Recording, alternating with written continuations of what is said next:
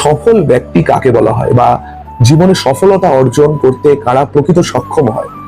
যারা কর্মের উপরে মেনলি দৃষ্টিপাত করে, পরিণামের উপরে নয়। কারণ পরিণাম সেটা নির্ভর করে হচ্ছে আমাদের প্রারব্ধ এবং প্রভুর ইচ্ছার উপর।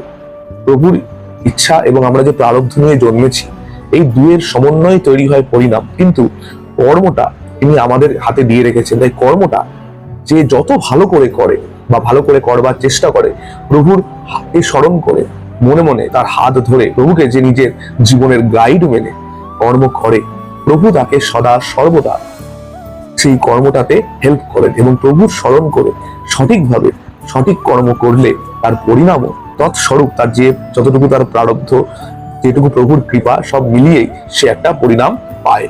সুতরাং কর্মের সাথে যদি আপনি সম্পূর্ণভাবে নিজেকে সম্পৃক্ত রাখেন এবং কর্মই যদি আপনার মূল লক্ষ্য হয়, তাহলেই আপনি জীবনে প্রকৃতভাবে সফল ব্যক্তি হতে পারবেন।